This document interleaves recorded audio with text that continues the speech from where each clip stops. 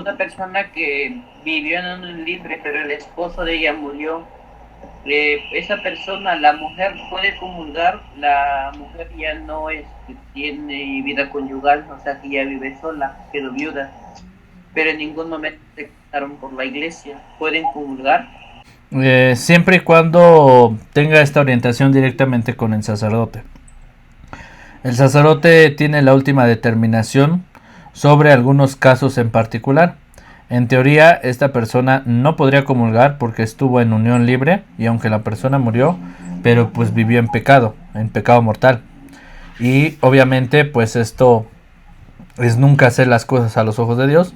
Y lo tiene que platicar con el sacerdote y el sacerdote ya será quien le autorice comulgar o no comulgar. Vamos a comenzar. Ahorita se van a resolver algunas de sus dudas y preguntas con respecto a la comunión, porque en el tema de los enfermos hay un tema muy amplio sobre este proceso, sobre quién puede y quién no puede comulgar. Vamos a dar inicio con una oración especial porque este módulo es importante para poder comprender la Eucaristía directamente en el servicio que prestamos como ministros. En el nombre del Padre, del Hijo y del Espíritu Santo.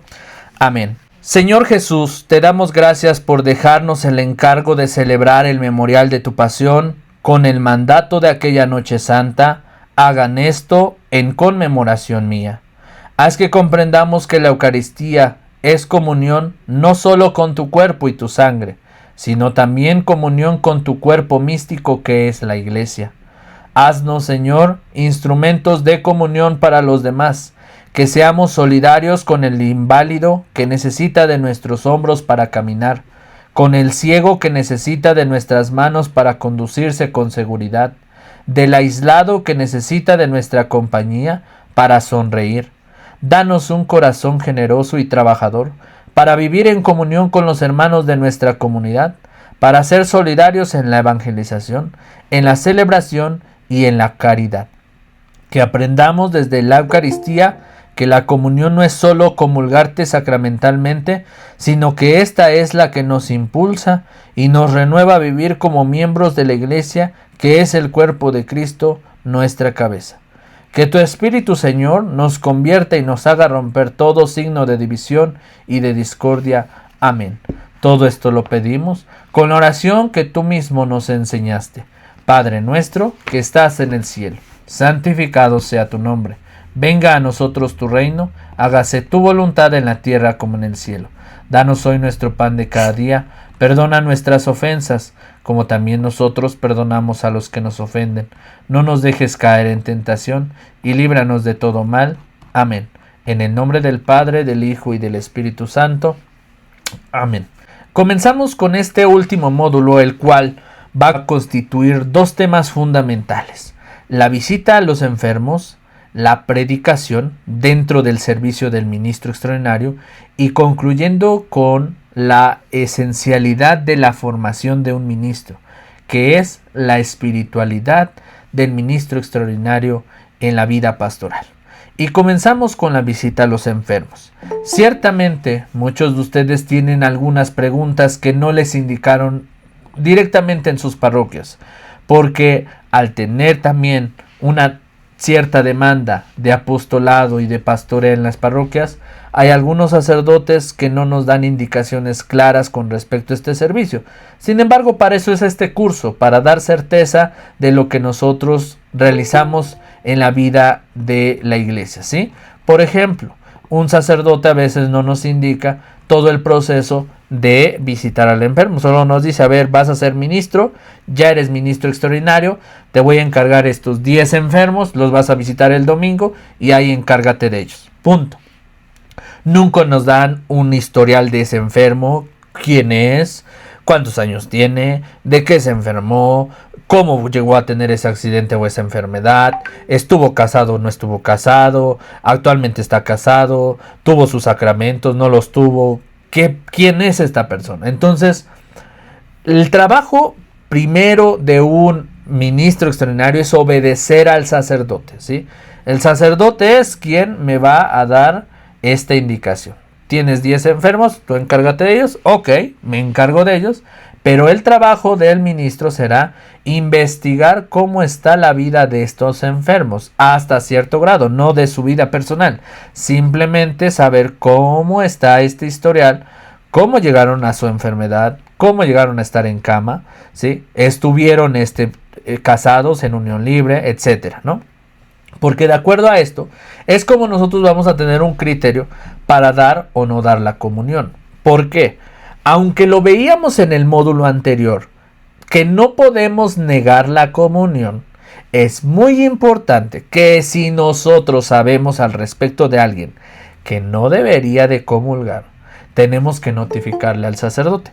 Por ejemplo, en el caso de la misa, cuando nosotros ayudamos al sacerdote a dar la comunión, y pasaba este ejemplo que les daba, ¿no? O sea, una persona que no puede comulgar, que ya mencionábamos, un conocido pasa a comulgar, al final me acerco y le digo, oye, no puedes comulgar, etcétera, etcétera, ¿no? Si sigue comulgando, pues ya será su problema, él se estará condenando. Pero en el caso del enfermo, que ya no se vale por sí mismo, es decir, él ya no va a la parroquia a recibir la comunión, sino que nosotros se la llevamos, nosotros somos los responsables en considerar si él es apto para recibir la comunión o no recibirla. Por eso es importante llevar un pues como un registro de los enfermos que tenemos, ¿sí? Sería bueno que en una libretita o en unas hojitas tuviéramos estos datos, ¿no? O sea, el nombre del enfermo, su edad, qué es la enfermedad que padece o por qué la padece o cómo llegó a tener esa enfermedad, porque algunos estaban bien y tuvieron un accidente y terminaron en cama, ¿no? Si es católico, si tiene sus sacramentos, bautismo, comunión, confirmación, matrimonio, si vive en unión libre, cómo está su caso, si falleció la persona, su pareja, como lo mencionaban hace rato, todo eso lo tenemos que saber. Pero como se los menciono, al principio no es así. Seguramente muchos de ustedes nada más les dijeron, tienes 3 enfermos, ve a darles la comunión y ahí encárgate de ellos. Y no te dicen realmente su historia.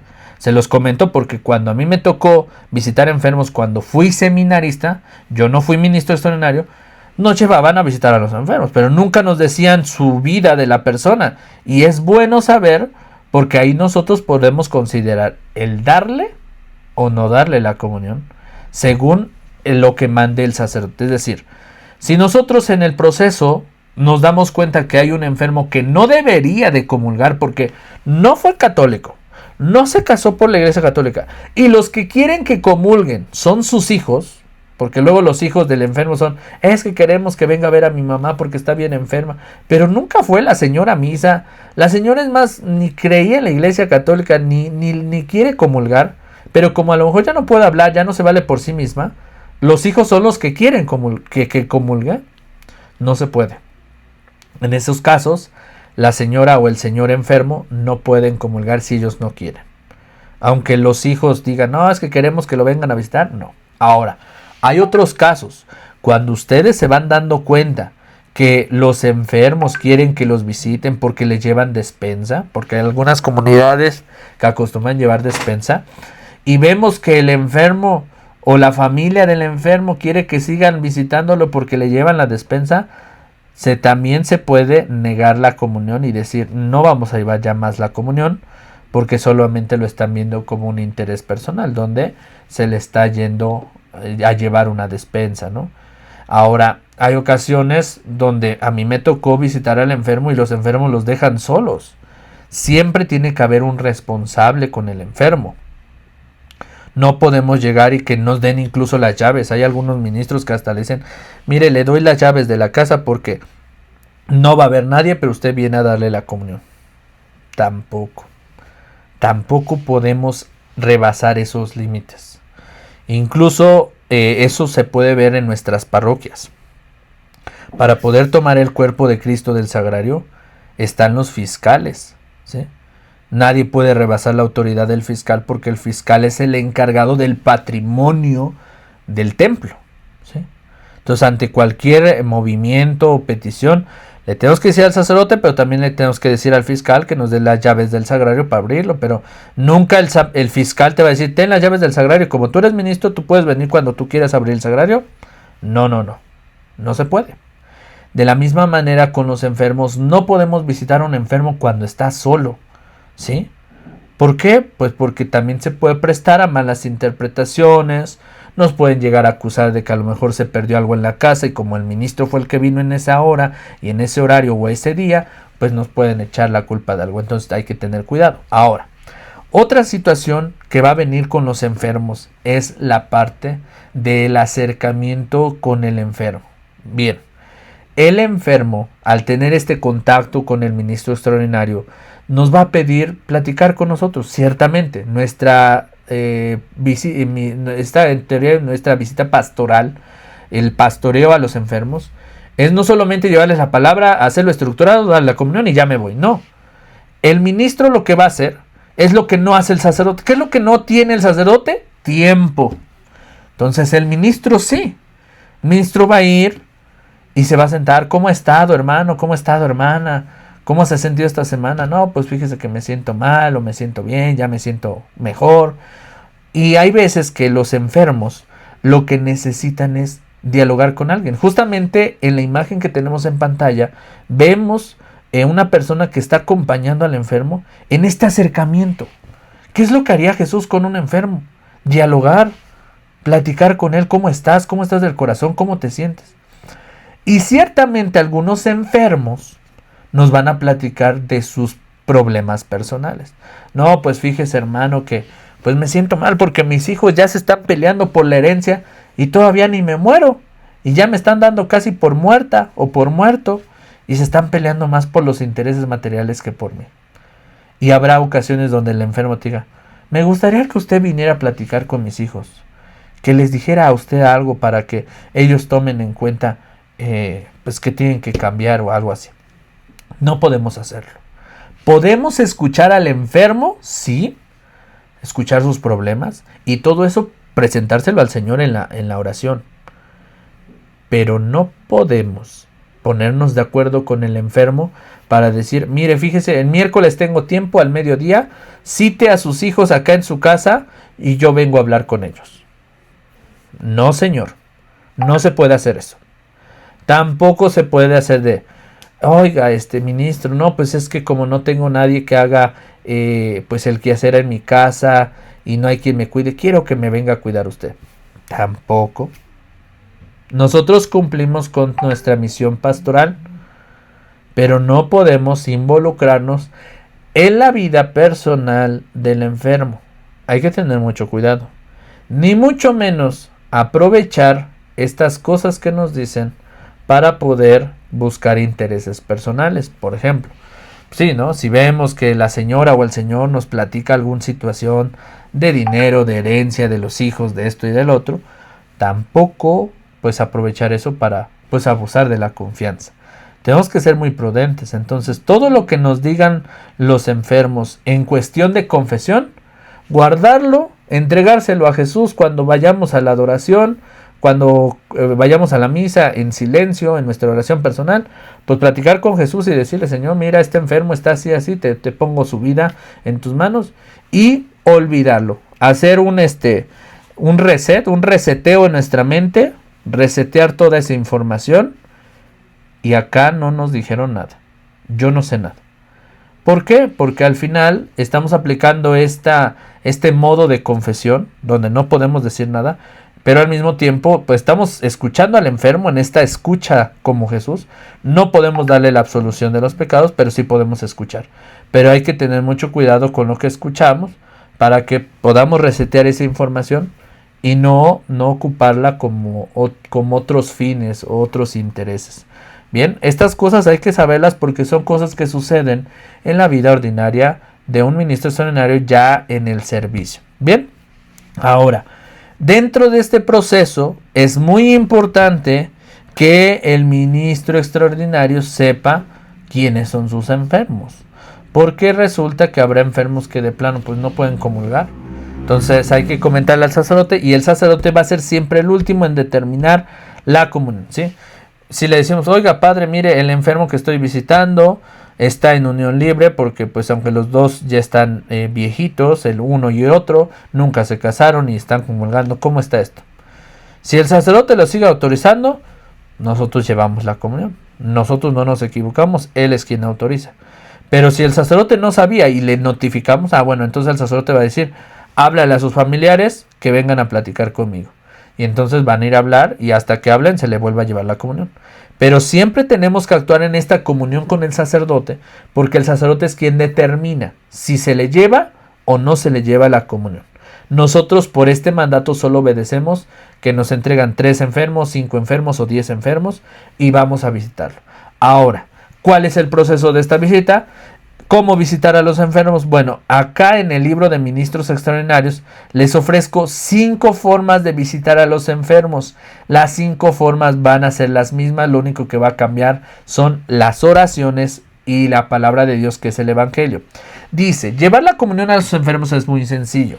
Los pasos van a ser los mismos, lo que cambia son los cantos, oraciones, Evangelio. Sin embargo, las partes que veremos son siempre las mismas. ¿Cuáles son? Ritos iniciales, palabra de Dios, que es el Evangelio. En la palabra de Dios pongo palabra de Dios porque puede ser toda completa desde la primera lectura, el Salmo, segunda lectura, aclamación, Evangelio, o solo el Evangelio. De preferencia, solo el Evangelio, o sea, no lo hagan tan largo. Solo el Evangelio, luego la comunión y el rito conclusivo. En medio de estas partes va a haber algunos cantos. ¿Y cuál es la siguiente parte? Bueno, vamos a analizar la primera forma de cómo llevar la comunión a los enfermos. El rito inicial, ¿cómo va a empezar? Bueno, con un canto. Ahí tenemos el canto. Ha venido el Señor a traernos la paz. Ha venido el Señor y en nosotros está. Te alabamos, Señor, por tu inmensa bondad. Te alabamos, Señor, por tu cuerpo hecho pan. Todos van a comenzar en el nombre del Padre, del Hijo y del Espíritu Santo. Amén. El Señor, que es bueno y misericordioso, los proteja y esté siempre con ustedes. Todos respondemos, y con tu espíritu. Esa es la primera parte y va a comenzar ahí con las indicaciones. El ministro extraordinario de la comunión, con profundo respeto y adoración, se va a poner de rodillas y va a depositar el Santísimo Sacramento que está dentro del relicario, que ya dijimos que no es relicario, pero aquel texto todavía no está actualizado. Sobre la mesita previamente dispuesta, enciende la vela y todos juntos adoran a Jesús en silencio por un instante. Acto penitencial, queridos hermanos, para prepararnos a esta celebración, reconozcamos que somos pecadores e imploremos la misericordia de Dios para que se digna perdonarnos y darnos su paz. Y ahí vamos a tener un breve silencio. Después del acto penitencial vendrá el momento de el yo confieso. Yo confieso ante Dios Todopoderoso y ante ustedes, hermanos. Te va a terminar diciendo: Dios Todopoderoso, tenga misericordia de nosotros, perdona nuestros pecados y nos lleve a la vida eterna. Amén.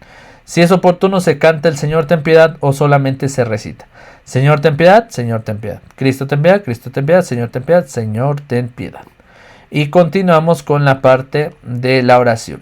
Dios nuestro, que llevaste a cabo la obra de la redención humana por el misterio pascual, etc., por Jesucristo nuestro Señor. Amén. Y ahí comenzamos con la palabra de Dios, que justo les digo, puede ser toda la palabra o nada más el Evangelio. En estos 5 formas de dar la comunión al enfermo, yo planteo 5 evangelios diferentes. Acá tenemos el Evangelio de San Juan, capítulo 6, versículo 41 al 51. En aquel tiempo los judíos murmuraban contra Jesús, etc. Al final, carne para que el mundo tenga vida eterna. Iba a terminar, palabra del Señor, gloria a ti, Señor Jesús. Y dice, reflexión.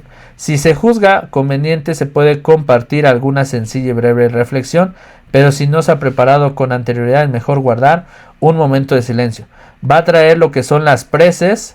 Después de las preces va a venir el momento de la comunión. Ahí va a venir la comunión después de hacer las preces. El Señor Jesús está presente entre nosotros. Él es el pan vivo que ha bajado del cielo y ha visitado este hogar porque quiere alimentar, fortalecer y sanar a este hermano nuestro. Digamos confiados la oración que él mismo nos enseñó: Padre nuestro que estás en el cielo. Terminando el Padre nuestro, el ministro con profundo respeto saca del relicario al Santísimo Sacramento y lo presenta diciendo: Este es el Cordero de Dios que quita el pecado del mundo. Dichosos los invitados a la cena del Señor. En ningún momento vamos a fraccionar el pan, simplemente lo vamos a sacar de la píxide y lo vamos a presentar al enfermo. Este es el Cordero de Dios que quita el pecado del mundo. Después de eso, Señor, yo no soy digno de que entres en mi casa, pero una palabra tuya bastará para sanarme. Y después de eso vendría la distribución de la comunión, la breve adoración. Y después de la breve adoración va a ser la ejaculatoria. Ángeles y serafines, ayúdenme a bendecir a Jesús sacramentado que acabo de recibir. Oración de San Ignacio de Loyola. Alma de Cristo, santifícame. Cuerpo de Cristo, sálvame. Mientras le damos la comunión al enfermo, podemos hacer un breve canto. Breve canto, tú has venido a la orilla, no has buscado, etc. U otro canto de comunión, si se juzga oportuno. Si no, pues simplemente damos la comunión, guardamos silencio y pasamos al momento de la ejaculatoria. Y la oración después de la comunión: Padre Santo, a quienes creemos y confesamos por Jesucristo nuestro Señor. Amén. Y el rito de conclusión va a venir ahí marcado: que Dios nuestro Padre nos bendiga. Amén. El Hijo de Dios nos conceda salud. Amén. Y a todos nosotros nos bendiga el Padre, el Hijo y el Espíritu Santo. Amén. Bendigamos al Señor, demos gracias a Dios. Y tiene una alabanza final: bendito, bendito, bendito sea Dios. ¿Qué es lo que va a traer la segunda forma de llevar la comunión? Simplemente va a cambiar. Ahora vamos a tener otro canto. Ven a mí, dulce pan de la vida. Ven, consuela mi amargo dolor.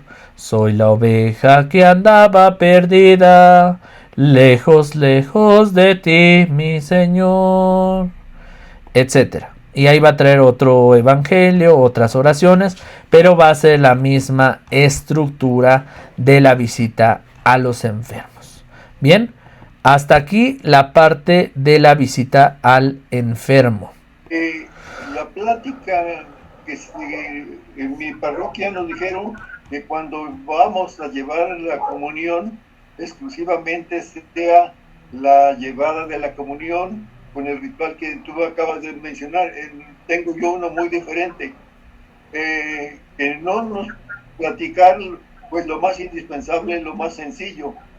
Y tú dices de visitar al enfermo. Aquí nos dicen visitarlo, pero aparte o separadamente en otra ocasión. Sí, o sea, eso que comento de, por ejemplo, visitarlo y platicar con él o llevarle la despensa, eso en otra ocasión. Exacto. Y no el día que se le lleva la comunión. Exacto. Ok, sí. Pero sí, de todos modos hay quienes lo hacen en el momento de también de la comunión. ¿Sí? O sea, me ha tocado que en algunas parroquias cada mes, o sea, también el tema de la despensa no es como que cada 8 días, sino es como cada mes, ¿sí? O cada 2 meses se acostumbra a llevar una despensa a los enfermos. Igual coincide con el domingo en que le llevan la comunión, y ese día pues ya también lo revisan porque se prolonga la visita a los enfermos. Entonces cada visita, en lugar de ser de 20 minutos o media hora, cada visita es de a lo mejor de 1 hora, porque pues te toma el tiempo de ponerte a platicar con el enfermo, le llevas la despensa, cómo han estado, ¿sí? También no es como que pues cada 8 días estemos tomando esta actitud, pero es bueno eso que menciona, tenerlo en 2 partes diferentes. Y además aquí las despensas las manejan otras personas. Ah, ok. Las manejan personas del DIF. Entonces, separado.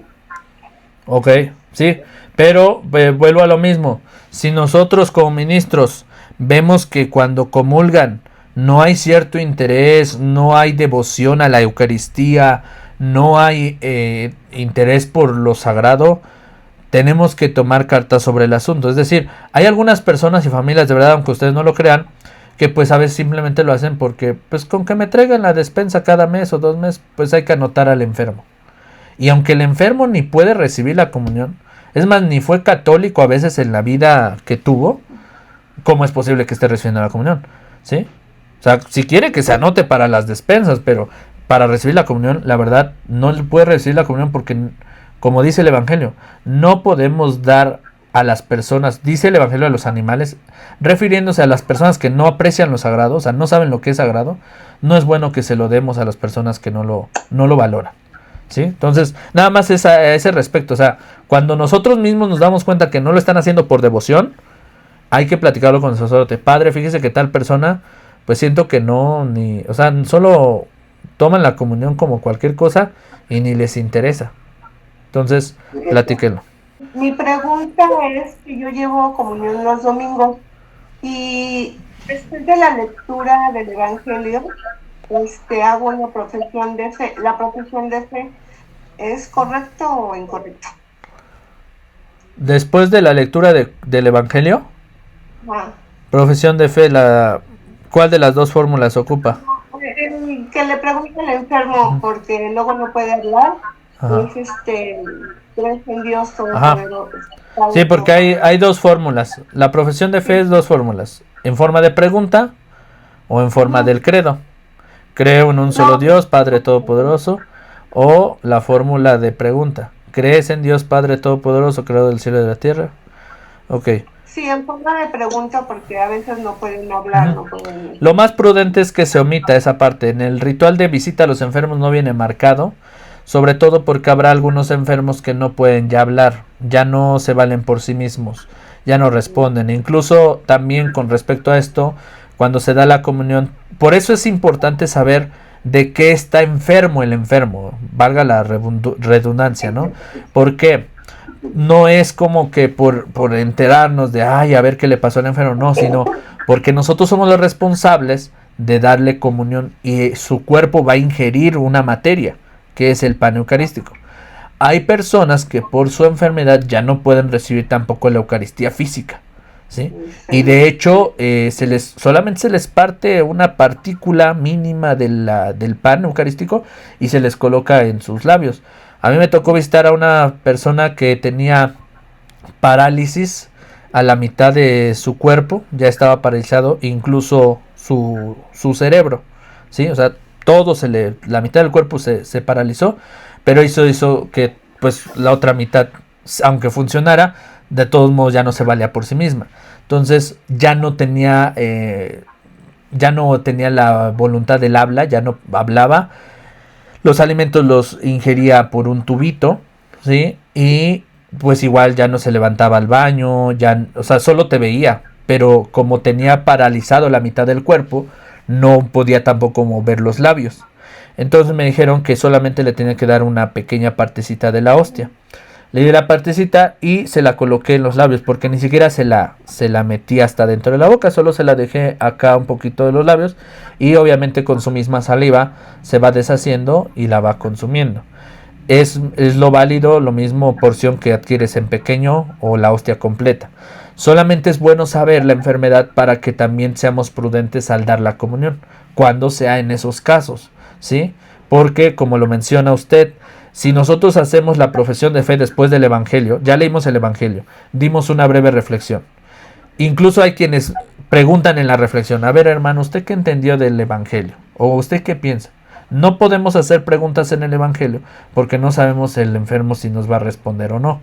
¿Sí me explico? Entonces también la profesión de fe hay que ser prudentes. Si es mejor omitirla, o si es que hacemos la profesión de fe, ocupemos la forma del credo completo. Creo en un solo Dios, Padre Todopoderoso, para no preguntarle al enfermo, porque de todos modos no nos va a responder.